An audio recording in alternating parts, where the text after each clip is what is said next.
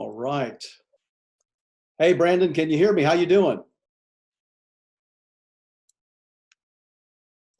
Need to unmute it. Hold on one second. Sure. There we go.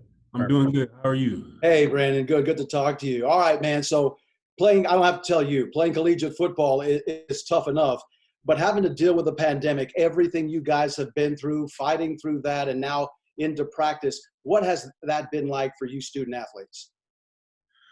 I think it's been exciting and challenging at the same time, but I also think the medical experts and the coaching staff have done a great job of, educating us about how to social distance and different guidelines for when we're outside the facility as well as in the facility and at practice. They've gotten things and protocols for us to be safe. So it's been exciting, but it's also been challenging at the same time because of the new normal.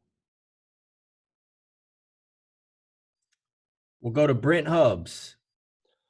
Brandon, can you talk just a little bit about the thought process in playing? We're seeing a lot of guys around the country opt out. You've obviously had some injuries, and you're long in the tooth in your college career. Can you just talk about kind of your personal thought process with the summer and then going into fall camp and playing this year?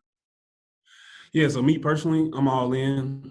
I'm ready to play, and I feel like I've worked hard for this senior year, coming back for this 6th year, and I'm all in. We know the risk and we know the challenges, but we've been educated and they do a great job of helping us, because, about, 4 or 5 months ago, we didn't know too much about it. But now that we gather more information every day, our medical staff has just done a great job. Let's go to David Pascal from Chattanooga Times and then followed by David Ubben.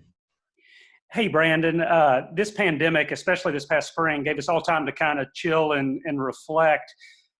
What has it been like, just this experience? Could you ever imagine, experiencing 2 national championship teams, a transfer, a season-ending injury? Could you have ever imagined all that you've been through when you were coming out of high school?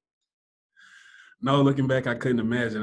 To think that I would go through all that and to be here now is very unprecedented times. And like I said earlier, it's been challenging, but it's also been exciting. A lot of this stuff, you can't say has happened before. So, it's been great. And I've just been taking it all in strides.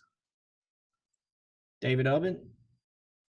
Brandon, what are the conversations like within the team of sort of understanding that life has to look different from you guys? And what is that sort of conversation within the players about what you guys have to do to be able to maintain that look like?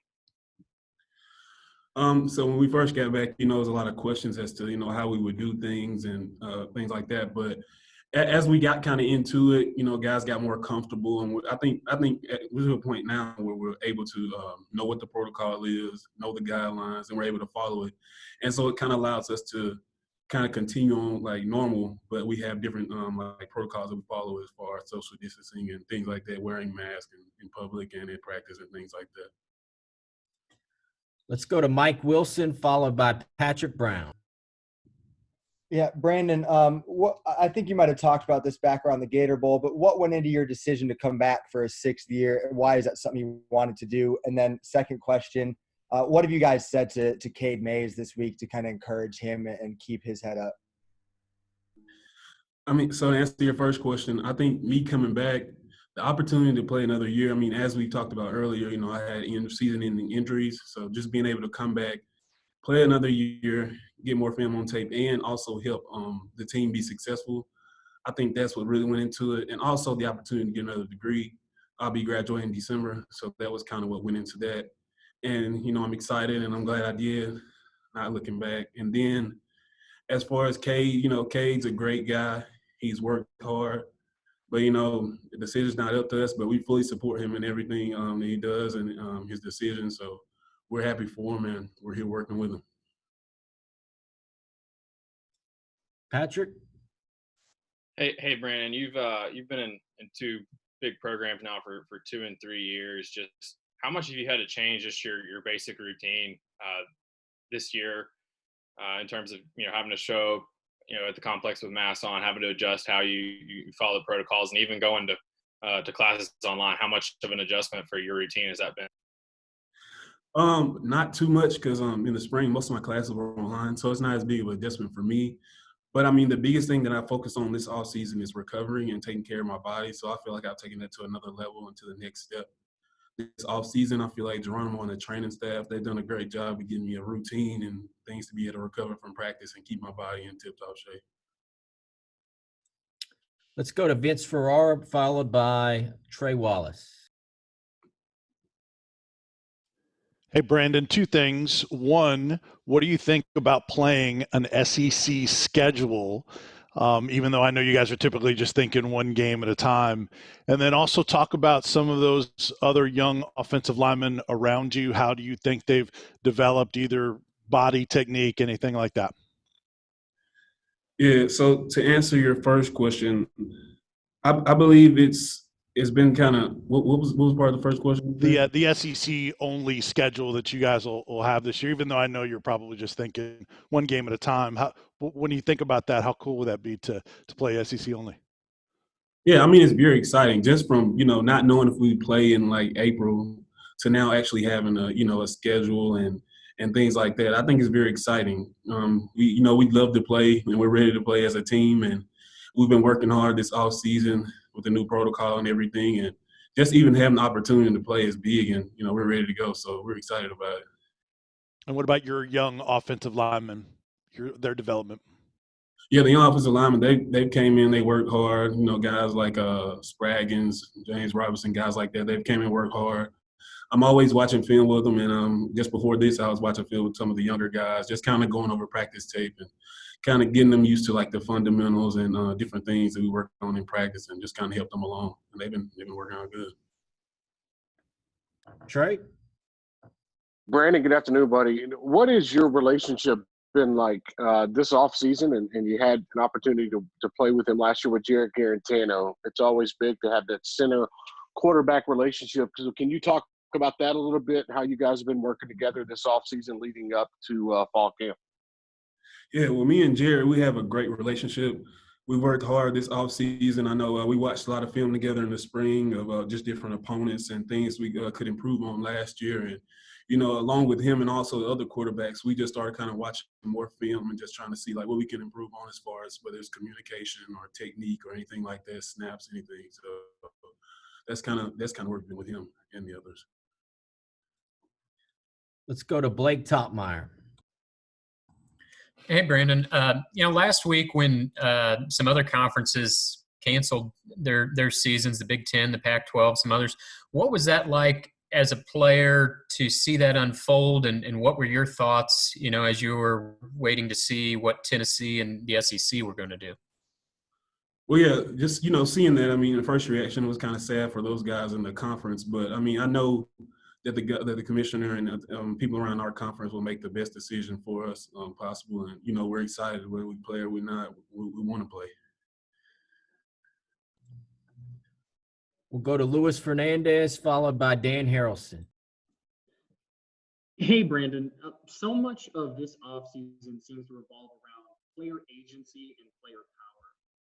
When you look at the Pac-12 and the Big Ten, you look at just last week with all the players saying they want to play, what happened in Mississippi this year. As someone who's been in college football for so long, do you feel like players have more power and more ability than ever before?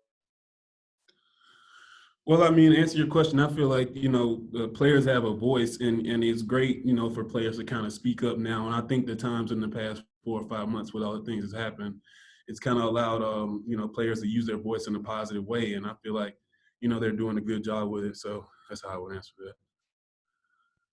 Dan? Hey, Brandon, you mentioned another degree. I believe you have a master's degree in sports psychology. Are you working on another one past that? And have you thought about maybe what you may do with that life after football? Yeah, so life after football, I want to go into sports psychology. So I want to become like a licensed sports psychologist and either work with an NFL or college team just to kind of give back and help athletes. But yeah, to answer your the first question, I'm working on an ag leadership degree right now. So within that, we're talking about different servant leadership principles and how to communicate and kind of get guys and kind of bring guys along. So that's been helping a lot with me as an older guy and having to, deal with a lot of younger guys and kind of help them along. So I feel like it served me well. Let's go to Austin Price, followed by Gustavo. Brandon, talk to me about JT Shroud. How much has he grown over the last year? A guy that was kind of, at the bottom of the depth chart, at this point a year ago, to a guy that, I think the coaches feel like is a serviceable guy that can step in and make plays now. Where have you seen him grow, and kind of what's that relationship like with him? Yeah, I think as far as all the quarterbacks and him too, as far as mental processing, I think that has went through the roof, especially with this time off. I mean, guys have been able to watch more film and things like that. And so with him and with other quarterbacks in the room, I feel like we have a lot more depth and also experience because a lot of guys played last year. So I feel like it served him well. Gustavo? Brandon, I know how senior games can be very special, and this year is going to be against Florida as the last game of the season at Neyland. Have you thought about, how I know that we don't know who's going to happen, but did you thought about your senior game against Florida in Neyland Stadium, how special it can be? Yeah, I think that would be real special, being able to be in that atmosphere and play one last time at Neyland Stadium. I think it'd be very exciting, and, hopefully we'll be able to have fans or whatnot, but if we don't, I'll still be excited. Just being able to play one last time is very special to me in Neyland Stadium. And does it change against like the Florida Gators? Since the Florida Gators have been a rival, and it's the biggest rival of Tennessee. Yeah, most definitely. You have a little more, but I mean, this year since we have all SEC schedule, we got to approach every game the same. Every game is almost NFL like, so you have to be able to come with your A game every game this season. Time for a couple more. We'll go to David Ubben and then Patrick Brown. Brandon, when you guys were not inside the program for those 3 months when you were shut down, what were some of the biggest challenges that you had to deal with, or some of your teammates had to deal with during that time?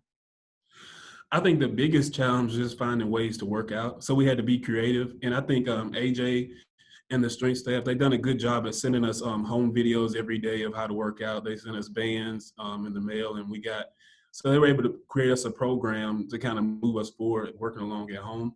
I think that was the biggest thing. And also another challenge that we had to overcome was Zoom meetings. So at first it was kind of weird because we never did it before. So Zoom meetings, we have like team meetings on Zoom, and we also had like position meetings. So I think that was kind of a challenge at first, but we kind of got used to it after we figured out how to work it, and we were able to watch film with the coach, and it almost felt like, we were in the room because we were able to do the same thing we would if we were on campus. Patrick? Brandon, you guys obviously have a pretty experienced offensive line, a lot of guys back. I know you guys probably eager to get the pads on and start hitting some people, but what's just been the attitude, the mindset for this offensive line the first couple days of practice, and what are you guys trying to accomplish then, and how much do you think this group kind of what did you guys work on and focus on during some of the OTAs and the walkthroughs that you guys had before you started practice? I think our biggest thing that we focused on was probably fundamentals. I mean, so, this year we're incorporating a lot of new things. So I think fundamentals was the biggest thing. And then things that we kind of improved upon from last season, I kind of talked about a long time ago, but just communication and being able to get everyone on the same page. That's kind of the things that we were focusing on. And so if we can improve upon those things, I think we'll be great. Is that some new schemes that you're talking about, or what are some of the new things you mentioned? Just like new techniques, and like looking, as we watched the film last year, we kind of figured out like some new ways to do things to kind of help us better ourselves and also help the team in offense. So I think now that we included that, I think that'll make us even better as an offensive line. Last question, Blake Topmeyer. Yeah, Brandon, you mentioned earlier, hopefully fans will be there for these games. You guys fuel so much off the fans. Have you thought about that, what it's going to be like to play a season? They're talking right now about 25% capacity at Neyland. How different is that going to be for the players with a stadium only being 25% full? Yeah, I think that'll be an interesting dynamic for us, and it'll be something new. But I think the main thing and the biggest overall thing is just being able to play. Like I said, we all want to play, and we're all in. But, it'll be interesting. So it'll be something we have to adjust to. But, regardless, we're going to go out there and give it all for Tennessee. All right. Thanks, BK. We appreciate you. You're welcome. All right. We'll have